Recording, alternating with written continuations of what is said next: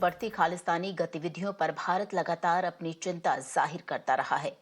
सूत्रों के मुताबिक कनाडा और पाकिस्तान में स्थित आतंकवादी संगठन भारत के खिलाफ प्रचार के लिए रुख कर रहे हैं।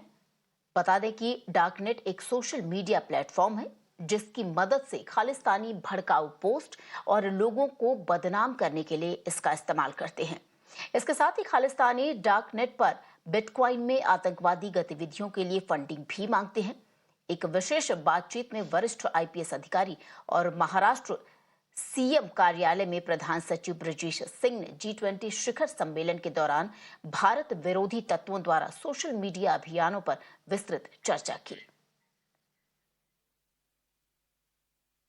और हमारे सहयोगी राकेश इस वक्त हमारे साथ लाइव जुड़ गए इस पर और ज्यादा जानकारी के लिए। राकेश, निश्चित तौर पर देश में फिलहाल देखें तो खालिस्तानियों का मुद्दा गरमाया हुआ, किस तरीके से भारत और कनाडा का रिश्ता भी अगर देखा जाए तो उसमें भी खटास उत्पन्न हो गई है। तमाम अहम बातें निकलकर सामने आई हैं जो उस वक्त G20 के दौरान ब्रजेश सिंह द्वारा डार्कनेट को लेकर की गई।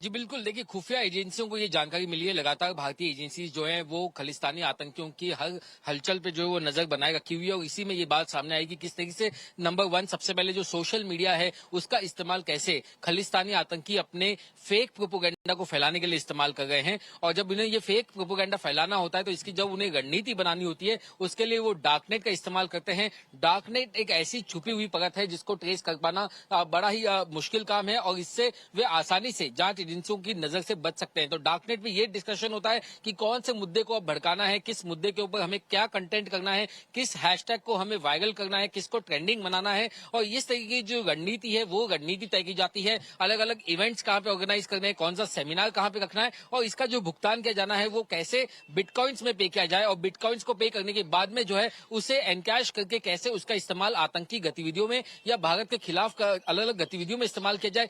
ये जो पूरी साजिश है ये खालिस्तान की तरफ से रची जाती है, खालिस्तानी आतंकियों की तरफ से। और इन सबके बीच में जो कहीं केंद्र बिंदु है वो है पाकिस्तान। पाकिस्तान में अपने आप में इन्होंने अपना एक सुपर कंट्रोल रूम बना रखा है जहां पे अलग अलग जो संगठन है, चाहे वो बब्बर खालसा हो, चाहे वो दूसरे खालिस्तानी समर्थक आतंकी आउटफिट्स हो जिन्हें भारत ने बैन किया हुआ, ये ऑपरेट कर गए हैं। और ऐसे में पाकिस्तान सरकार और खासतौर से वहां की खुफिया एजेंसी ISI का जो समर्थन उन्होंने प्राप्त है, क्योंकि लगातार पाकिस्तान जो है वो चाहता है कि उसकी जो K2 कॉन्स्पिरेसी है, K2 यानी K for Kashmir and K for Khalistan, ये जो K2 कॉन्स्पिरेसी है वो उसको भुनाना चाहता है। भारत के खिलाफ लगातार वो इस तरीके की साजिश रचते आया है। तो चाहे वो फंडिंग की बात हो, चाहे इन्हें ड्रग्स पहुंचाने की बात हो, क्योंकि ड्रग्स इसलिए यहाँ पे बहुत ज्यादा इंपॉर्टेंट हो जाता है इन खालिस्तानी आतंकियों के लिए कि जिन देशों में आप हवाला से पैसे नहीं पहुंचा सकते वहां पर ये ड्रग्स भिजवाते हैं और फिर इस ड्रग्स को बेच करके जो पैसे कमाए जाते हैं उस पैसे का इस्तेमाल हथियार खरीदने के लिए, अलग अलग जो प्रोपोगेंडा है उसे फैलाने के लिए इस्तेमाल किया जाता है, जो कि एक परफेक्ट एग्जाम्पल है नार्को टेररिज्म का। यही खुलासे जो है जांच एजेंसियों की अब तक की जांच में सामने आए हैं। Shweta.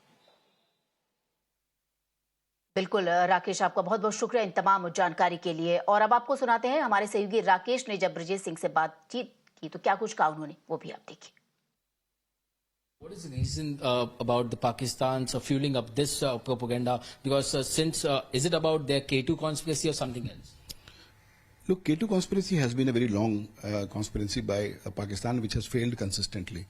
But you look at what is happening to Pakistan, its own economy is dwindling, and when you look at it in context of G20.